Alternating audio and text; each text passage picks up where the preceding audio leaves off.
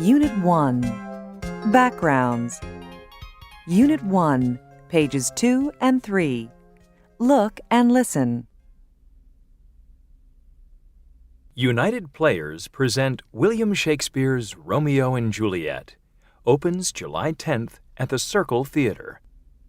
About the players.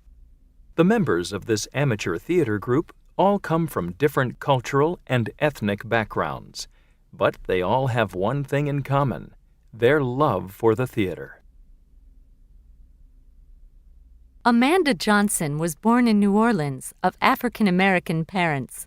Her native language is English, but she's majoring in French and Italian.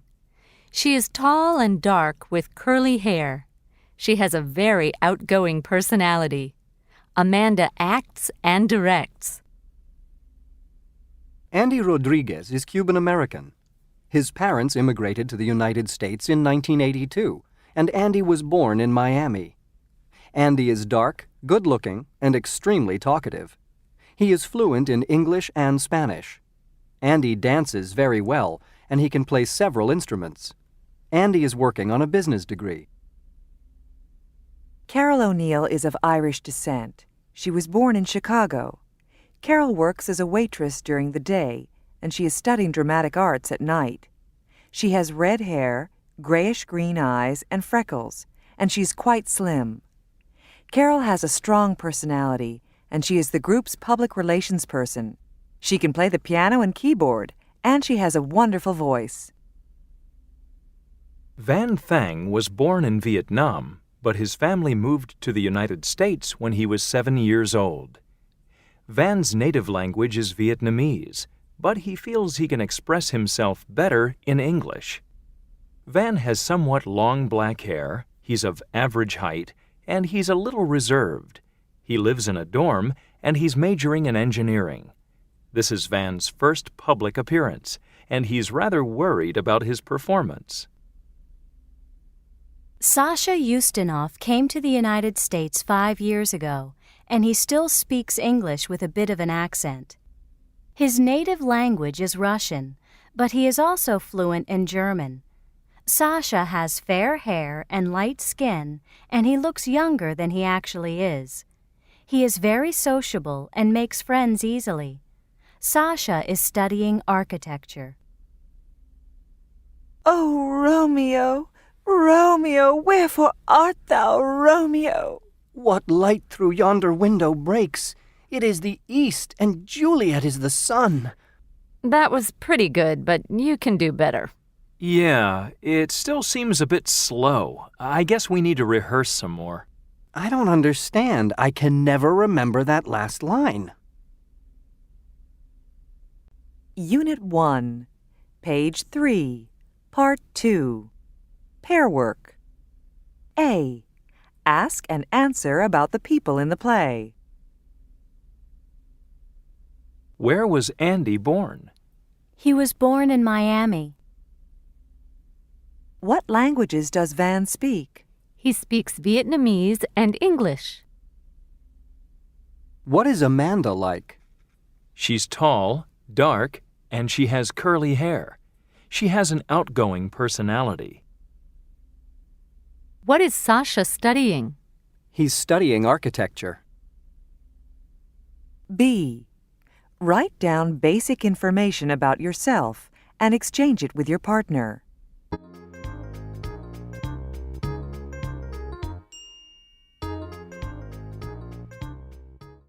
Unit 1, page 6, part 5.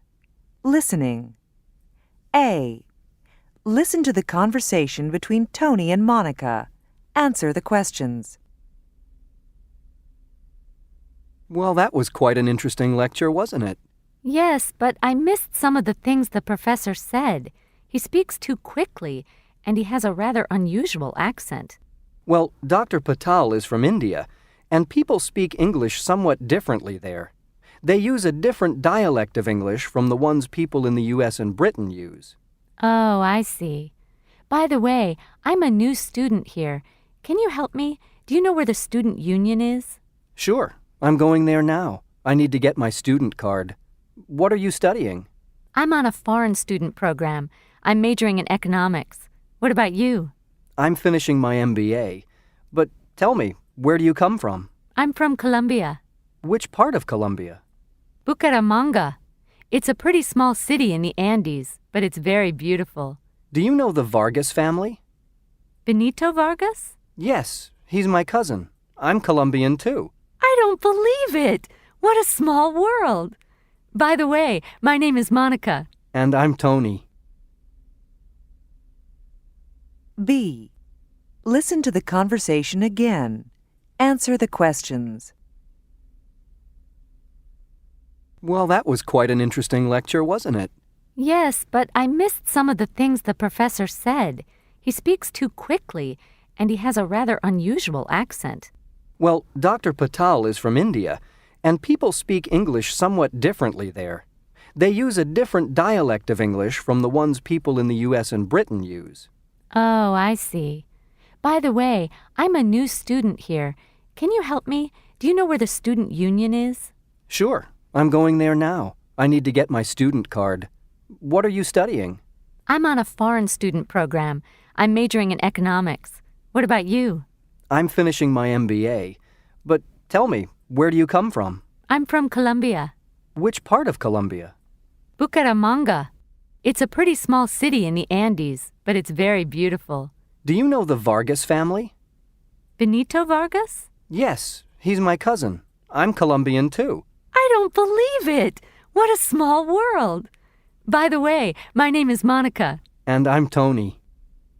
Unit 1, page 6, part 6. Pronunciation. Listen and practice. In English, speakers can stress or emphasize words they think are important. Usually, however, these are content words like nouns, verbs, and adjectives. What are you doing after class? What seats did you get for the show? Did you like it? They're waiting for the next act.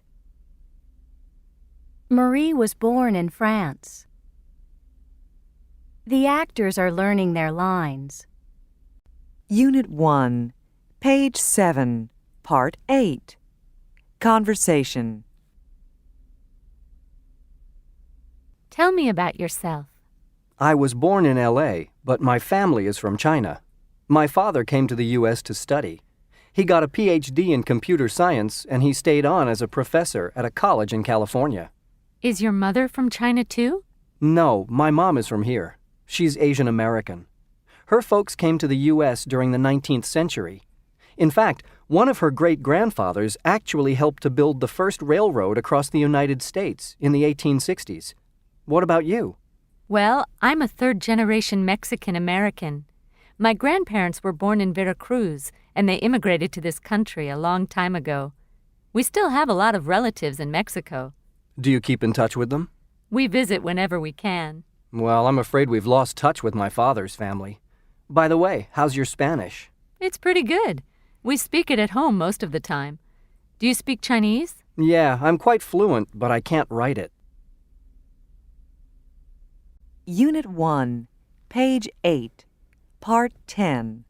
Reading. The United States, a nation of many nations.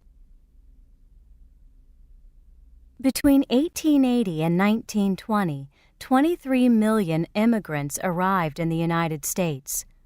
Most of them came from poor towns and villages in southern and eastern Europe. They had one thing in common. They believed that in the United States, life was going to be better for them. It was the land of freedom and prosperity. Most of these immigrants were able to get just enough money to pay for the trip across the ocean by boat. Many arrived without any money to their names. Often, the father of a family came first and found work. Then he sent for his wife and children. The trip for poor immigrants was terrible. Men, women, and children stayed in crowded and smelly compartments deep down in the hold of the ship. They had no showers. There were no dining rooms for them. They went up on deck to get food from huge pots. This was the price they had to pay to get to the New World. Here is one immigrant's memory of his arrival in the United States from Italy at the age of 9. I'll never forget my first impressions of America.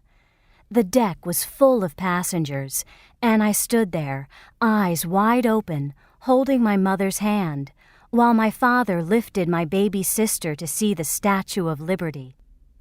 They saw the Statue of Liberty in New York Harbor, but they weren't free to enter America right away.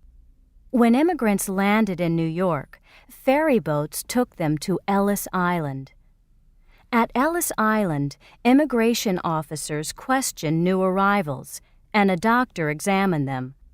Those who failed the medical exam had to go back to their country. Sometimes, if a child was ill, the entire family had to return. Ellis Island became known as Heartbreak Island among immigrants. Life was hard at first for many immigrants who worked long hours for low pay. They did not find the streets paved with gold. Many lived in overcrowded buildings in the poor sections of large cities.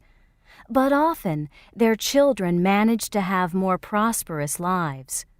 Today, more than 40%, or over 100 million, of all people who live in the United States can trace their roots to an ancestor who came through Ellis Island.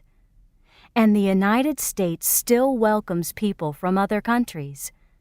Every year, about 130,000 professionals receive visas that give them the right to work in the United States. End of Unit 1.